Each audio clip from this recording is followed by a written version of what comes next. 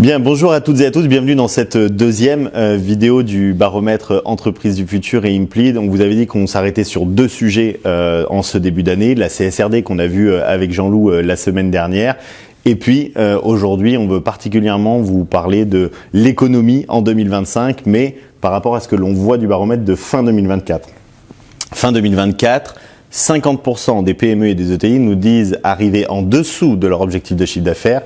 et en dessous de leur objectif de rentabilité. Trois facteurs externes principaux à ces résultats: le contexte géopolitique et social pour 67% des PME et des ETI, un ralentissement du marché pour ce même pourcentage, et puis une gestion des ressources humaines, difficulté à recruter, manque de motivation des collaborateurs qui est toujours de plus en plus compliqué. Cette fin 2024 que l'on a vécue il y a quelques semaines maintenant, là on démarre Jean-Loup 2025, comment tu vois cette année économique 2025 et l'impact de cette baisse en fait des PME et des ETI à fin 2024 sur leur projection 2025?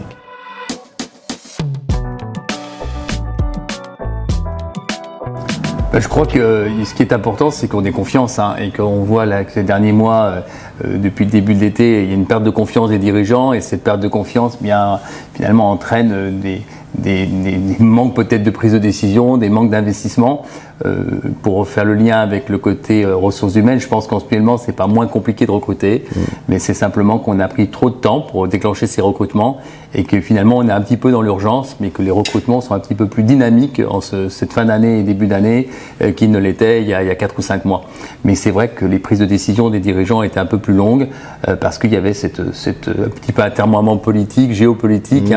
en France bien sûr, mais à l'étranger aussi, avec toutes les guerres, qui faisaient qu'on était moins enclin à prendre des décisions rapidement et être dans un mood très positif. Donc je crois qu'aujourd'hui, ce qui est important pour démarrer cette nouvelle année dans les bonnes résolutions, c'est qu'on soit très positif. Et si on est positif, il n'y a pas de raison que le positif n'accompagne pas des décisions positives, n'accompagnent pas des résultats positifs. Et je crois que ce qui est important, c'est qu'on se repose la question de finalement pourquoi nos marchés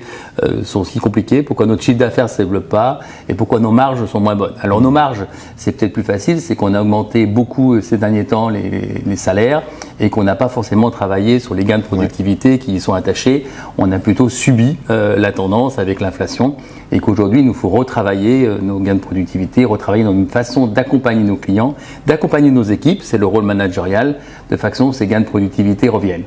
En ce qui concerne la top line, c'est vrai qu'on se rend compte que les marchés sur lesquels nous sommes investis, ne sont pas exponentiels en ce moment et que certainement la manière de trouver du chiffre d'affaires supplémentaire, ce sera de conquérir des nouveaux marchés. Et ça, c'est peut-être pas pour tout de suite, mais ça pourrait être dans le courant de deuxième semestre 2025, voire 2026. Donc, étape numéro 1, retrouver le moral, voir les choses de manière positive et travailler sur la productivité de nos équipes et de nos systèmes. Ça fait du bien, il faut garder le moral, je suis d'accord avec toi Jean-Loup. Merci beaucoup et puis à très vite pour de nouvelles vidéos dans le baromètre de l'entreprise du futur et Implead.